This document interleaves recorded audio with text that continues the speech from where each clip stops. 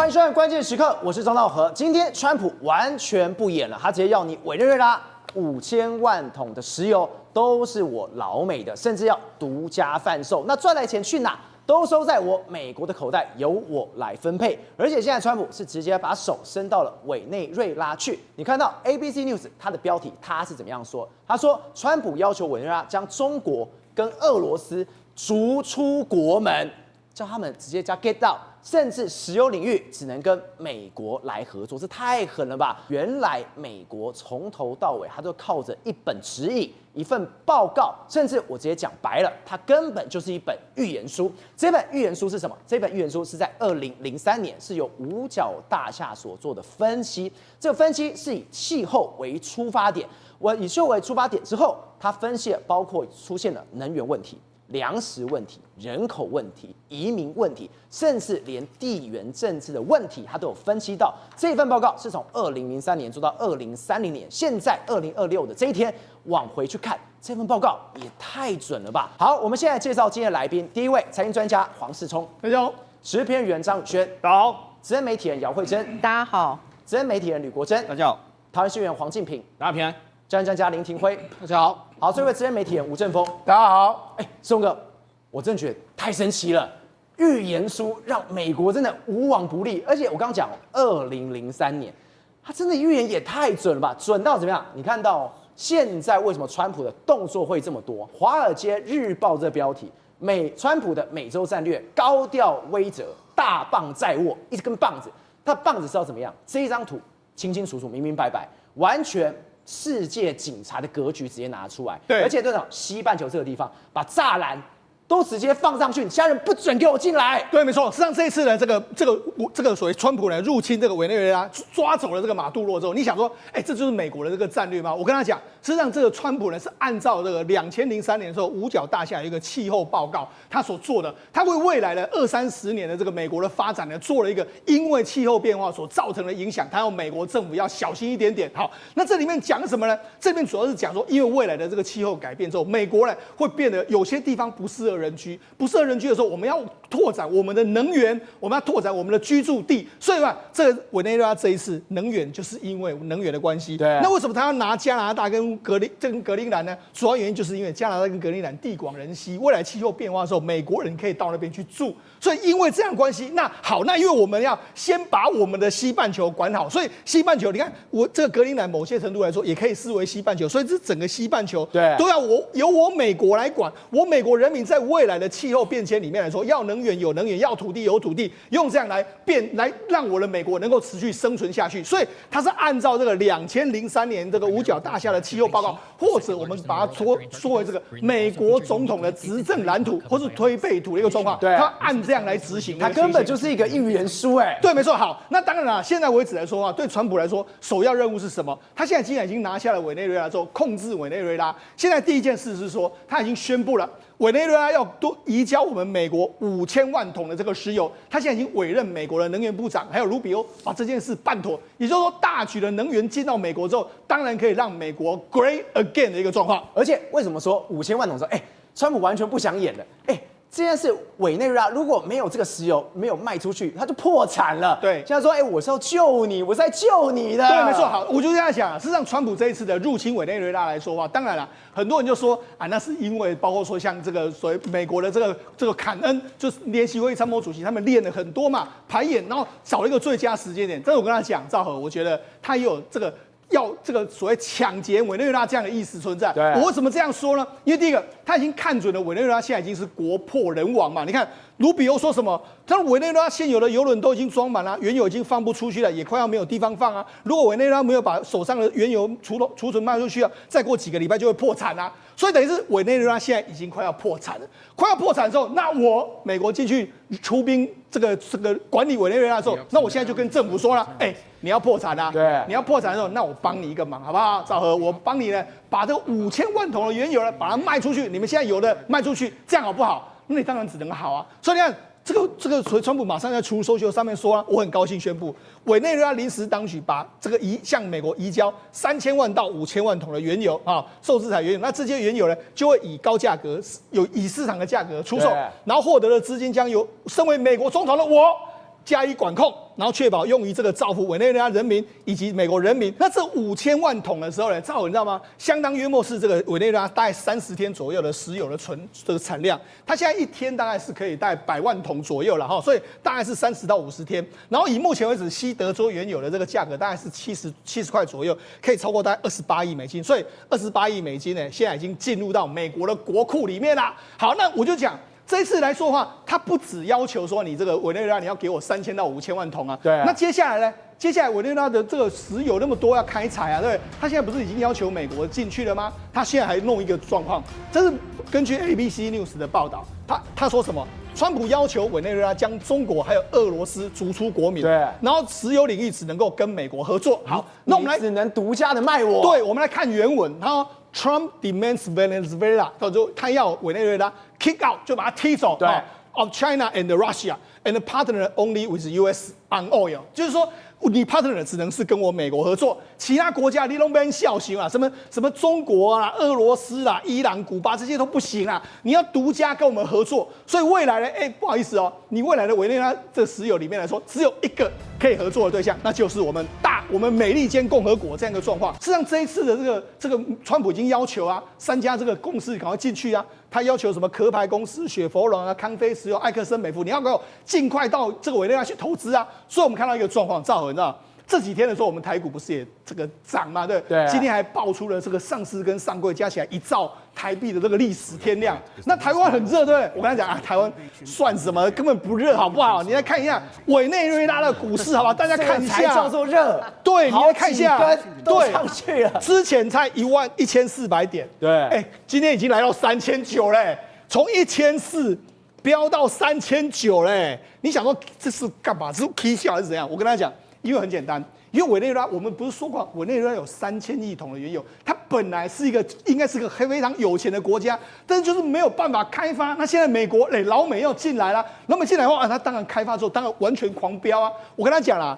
我们现在没有错，委内瑞拉你可能今天暂时把5000万桶送给川普，没关系，之后我们就可以赚钱啦。好，对，那我就跟他讲，那这对美国来说到底多重要了？我跟他说，美国现在你看，我们就讲美国公司跟美国国家，好。那看美国现在的这个能源，你看哦，美国最主要的是包括他们国内有所谓的这个页岩油的部分嘛，对不对？然后包括说它在墨西哥湾这个地方有非常多的原油，对不对？然后原本他们还在这个中东这边有原油，对不对？然后还在哈萨克这边也跟他们合作，对不对？然后还在澳洲这边也合作，对不对？那现在又多了一个在这个地方，就是委内瑞拉，所以呢，他们在全世界的主要的产油地方来说，我们美国公司啊都已经插旗了，赫氏、雪佛龙，还有这个包括说像这个很多公司，埃克森美孚全部都插旗的一个状况。而且这完全是什么？以雪佛龙最为多。是啊，没错。雪佛龙不要忘了是委内瑞拉唯一一家。对，没错。所以表示什么？雪佛龙早就 stand by 了。对啊，我们昨天不是讲吗？川普已经有跟这个一些原油大商说，你们要准备好哦。对。所以看起来他们全部都进去了。所以你就讲，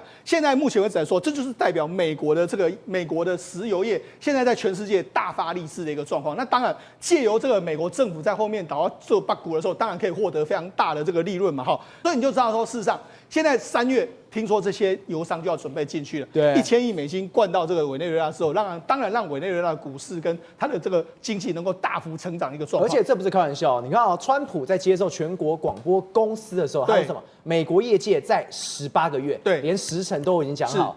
扩大在委内瑞拉的营运，或由政府补贴来达成。对，没错。我先帮你出钱都没有关系，大家赶快来掏金了。对，没错，就是赶快 drill， 就赶快挖了哈。那由这个，所以他为什么要先拿这个5000万桶？就是到时候呢，我政府的这个钱来说，我可以由这个来支付嘛。好，那我刚才不是就说吗？事实上，这个川普这一切的动作里面来说，他到底是为什么会突然之间这样做？我们不是讲吗？他2003年的时候，美国五角大厦有一个这个所谓气候的报告。那这个气候报告里面来说话，你看当时在2020年的时候，川普曾经有说，因为我们都知道说不是就说什么气候暖化会越来越热，就川普曾经说气候会变冷，等着看。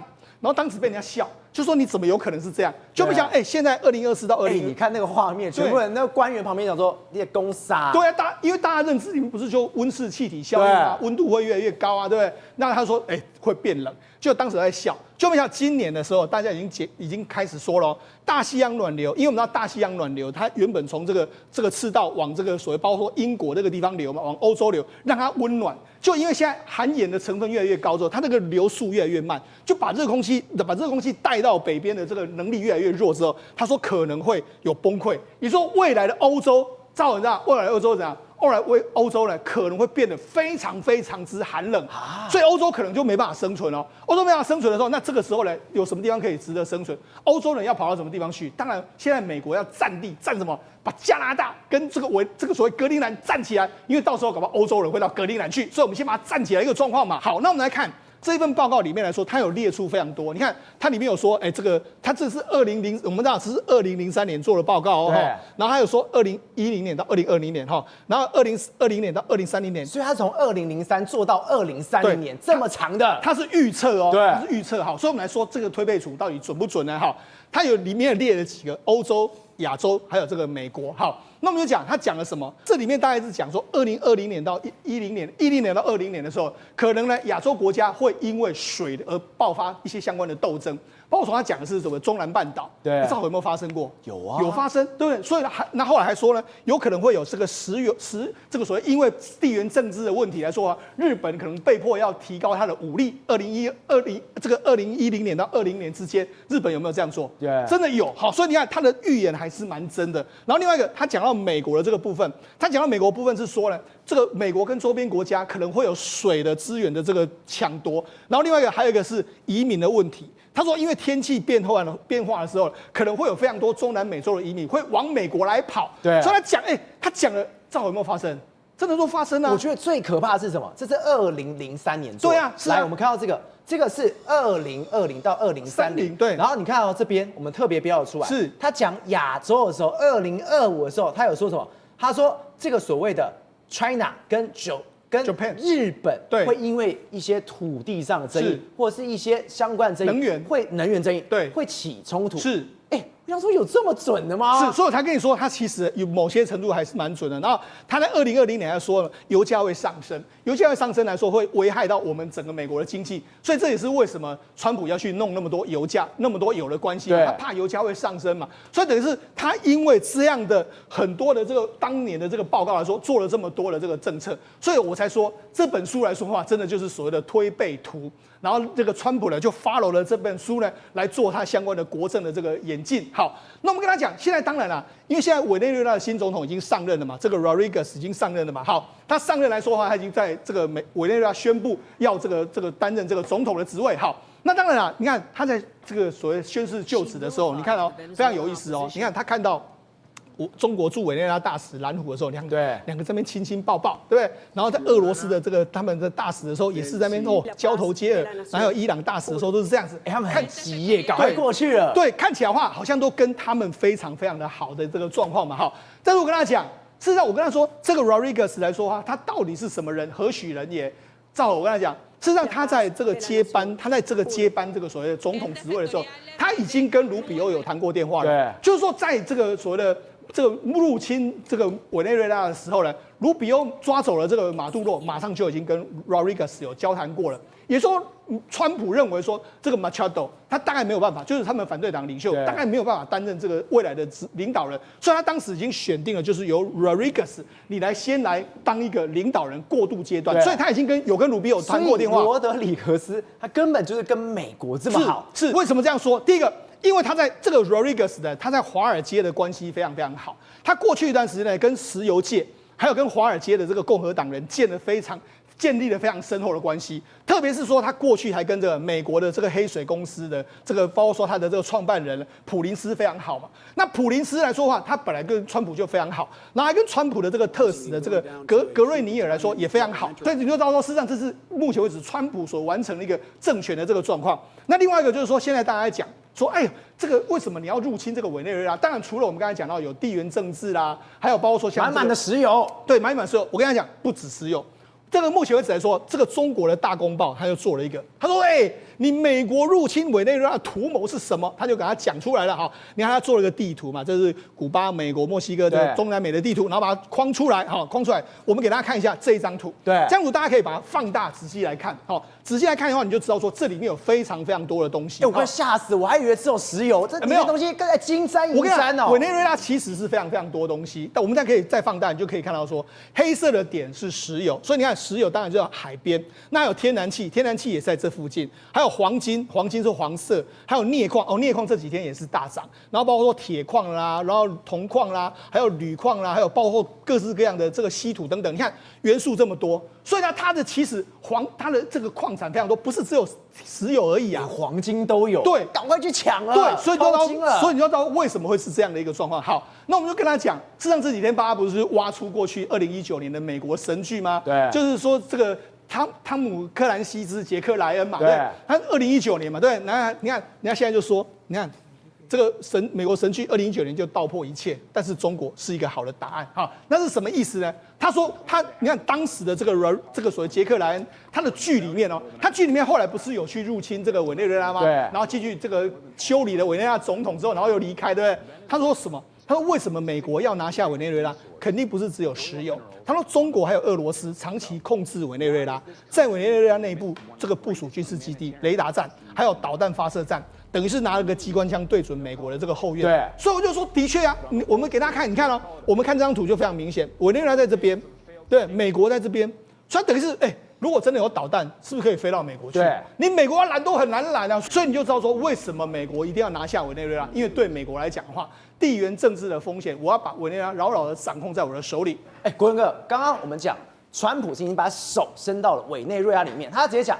独家的代理权就是我，赚的钱也是我，还有什么？你中俄势力你要赶快给我驱除掉，完蛋了，出大事了！对中国来说，你真的这样搞的话，真的把中国的手或脚其中一个真的给砍断了。所以美国现在是直接要把中国的脚砍断，甚至要让中国制造优势也会失去。现在不只是把马杜罗抓了，现在美军在怎样？你知道吗？海岸巡逻队正在全大西洋上面去追捕所谓的委内瑞拉游轮，包括所谓的贝拉1号，现在正在绕跑。那美国是传奇号的巡逻舰正在追它，甚至要求英国军队也要帮忙去搜捕它，因为它正往爱尔兰北海的方向跑，现在距离500海里。那现在还传出来怎么样？你知道吗？这艘船竟然还会改名字，而且俄罗斯还派出了潜舰跟军舰，准备要去跟对应它。一个游船让全世界的军队要么去找它，要么是保护它。对，现在整个双方有可能会在海上发生对峙，因为不只是贝拉1号跑出去，整个这次搜捕行动之后，总共从委内瑞拉逃出了16艘的游轮，那其中一艘就是贝拉1号。贝拉1号逃出去之后，还改名字，现在叫马里内拉号，然后挂了国籍，还从巴拿马变成俄罗斯。那俄罗斯还通知美国说：“你不能再追他了，因为我们知道你在追他，希望美国停止追他。”但是美国回应说：“我还是要继续追。”所以现在真的是在大西洋全面在追捕所谓的委内瑞拉游轮，准备要把委内瑞拉游轮影子游船给把它逮捕起来。那为什么要做这件事情？其实这里面有一个是整个邪恶轴心国所谓的用债务来换原有的一个交易模式。对中国来讲，它是过去几年都是提供所谓的折扣原油，就是要借钱给委内瑞拉这些国家，然后委内瑞拉再折扣的方式卖石油。那折扣的时候，其实整个委内瑞拉其实一度到15%，然后伊朗是将近20%，加起来是30%，将近中国30%的石油是这样来的。对，那这些石油其实非常的便宜，像委内瑞拉当然现在被制裁了，去年大概有47万桶，占4.5%，降了一些。可是贷款换石油，那成本其实才1桶20美元。对，你现在去查国际油价，1桶大概50到70美元，最便宜的时候才20美元。他用20块美元卖给中国，对，最便宜的时候，中国爽死了。所以这个就是所谓的用债务换石油的模式，整个包括中国透过债务的方式给委内瑞拉跟伊朗大量的债务，然后透过这些影子游轮去传送，所以现在要追捕了，其实是把这个模式给切断。那中国还不止用债务换石油，它还透过这个方式建立了中国强大的制造优势，这才是恐怖的地方。那它一开始借钱的时候是大概在2000年的时候开始借钱，那1桶大概卖收20美元。当然后来到2010年之后，委内瑞拉就发现，我石油一直提供给你，结果在我的国家的经济并没有改善。曾经是中南美最富有的国家，越变越穷，所以后来就有点经济恶化，然后贷款规模越来越大。当然后来价格就会变比较贵一点，可是一样还是折扣卖给中国。那伊朗卖的更便宜哦，所以下一步为什么可能就是伊朗？伊朗到目前为止折扣价还可以折到$14。那中国不是只是买便宜货哦，你来看这边的时候，你就可以知道说中国拿了这些便宜石油干了什么事情。这才是美国真正的目的。美国切断了这个贸易路线之后，接下来美国要打击的就这件事情。他买了这么多石油之后，他炼油达到了10亿吨，我告诉你，根本用不了这么多，对，相当于50个六轻。你可以想到六轻是多么大的规模，现在他已经建造了50个六轻，然后鼓励国营的非国营就民营公司。例如像民营的王永庆，我们把它形容这样，它总共已经进口2.57亿吨，等于1/4都是民营的啊。这些民营的拿去干嘛？大量的去往下游去做各种石化原料，已经做到13亿公吨嘞，进口10亿，做13亿吨的便宜的石化原料，做中国的工业基础。它量多到什么地步？你知道吗？超过地球的50%，就是全世界的工厂全部都关了。中国都可以供应全世界的需求，简单讲叫做严重过剩，所以买便宜的东西，制造大量的产品，严重过剩。中国就是这样把自己的工业产品变得非常的便宜。好，其实这件事情是北京罕见的多重危机时刻。为什么？它失去伊朗跟委内瑞拉的石油，会对于中国经济来讲是灾难性的。它不只是失去便宜的能源，而是经济很大的灾难，因为这些国家用低于市场的价格向中国出口石油，不止便宜，而且它的国家的经济优势其实就是靠这个。那如果美国这次成功的话，这是中国的经济灾难。我们看这个表就可以出来，你看便宜14，中国自己做28到40。那如果没有这个，中国制造就不可能那么便宜了，所以这是经济灾难。对，所以这招下去不是石油的问题，是中国制造业，中国能够到处攻城略地，都可能会碰到大问题，甚至会留下一大笔债务，造成中国严重问题。中国是怎么做买石油？你知道吗？他透过这个多重交易模式，叫债务交易模式。他说中国所谓的开发银行借了$300亿，那8年内要拨给委内瑞拉。但是他拨钱的时候，他不是直接把钱拨给他，而是委内瑞拉国家石油，他挖了石油之后交给中国石油天然气集团。对，那确定收到油之后，再拨钱进到这个账户。那这个账户如果油交了比较多，就可以把钱拿走。那现在变成是中国已经提供$300亿在那边了，对，可是油还没有提走，等于中国现在如果没有拿到油，它的债务就变成呆账了，钱就拿不回来。这也就是川普为什么说你现在开始不准出口油给中国，那中国这$300亿拿不回来了。廷伟，我们刚刚有特别讲一件事情哦，为什么美国是照着这个2003年的国防这个所谓的五角大厦的这个报告，他们根本讲按表操课。我原本以为川普也太狠了，而且现在大家都在讲什么？大家都说现在这是门罗主义，不，这个叫做唐罗主义。但是你说你不是，这根本不是什么主义，这根本是川普自己创的一个新的主义了。对，现在其实很多在讨论川普主义了哈，因为川普在这个马杜罗被抓到的时候，其实有说，因为很多人认为说这是美国在美洲在所谓的西半球整个复兴，以及美国中心，以及美国要拿回主动权的一个重要的回到1823年的门罗主义哦。对，那当时后来就把川普就讲了一句话，就是说，因为后面他是唐纳川普嘛哈，所以唐纳川普加上门罗主义啊，就变成唐罗主义。但是事实上啊，很多人发现到说，这根本完全是两回事哦。现在川普他讲了一句话，他说去抓那个马杜罗。他在做什么动作？他在做美国在做一个 law enforcement， 就是执法的动作。对，如果他是执法动作的话，那不外乎他就是世界警察，不是吗？他要回到世界警察，他要回到世界警察的概念啊。所以代表说哪里有坏人，我就去帮大家抓。对，然后哪里有侵犯到我美国国家利益的，我就把它排除掉。所以现在川普他做的事情可能还比我们想象的所谓的什么在唐罗主义啊这些东西更多，所以我会把它称为叫做川普主义。其实，在美国已经很多人在研究什么叫做川普主义了。对。但是川普主义真正的核心精神，当然他的国内要排除所谓的白人至上嘛，对不对？把一些刚刚有可能提到一些移民者，可能要叫驱逐出境啊，干嘛之类的哈，回到自己的不要来侵蚀美国的利益之外。他同时间哦，你不要以为他在做孤立主义，他事实上把手伸到很多国家去啊。我们刚刚提到那个什么，那个委内瑞拉石油，他不是明目张胆。你想想看一件事情哦，如果他今天抓了马杜罗之后，隔天马上就提出了这套方案，而且具体的告诉你说几千万桶的原油，5000万、7000万桶原油，我问你啊，他不是事先已经准备好备案了，不然是什么东西？早就准备好了，早就谈了半年以上了，早就跟那个副总统眉来眼去了。副总统又兼什么？兼石油部长那谁能够管控石油？那当然，委内瑞拉必须要答应啊，川普才能够做这些事情啊。那如果这个副总统不答应呢？那川普马上又把他抓起来。对，所以这个事情啊，其实川普做在一件事情啊，他要切断中国跟俄国的，简单讲啊，就是他后勤补给啊。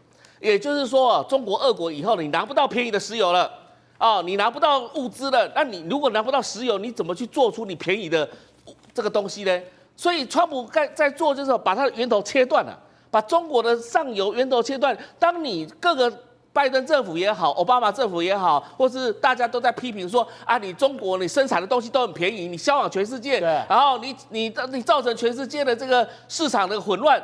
那这时候川普正在做一件事情，我干脆把你的原物料全部切断。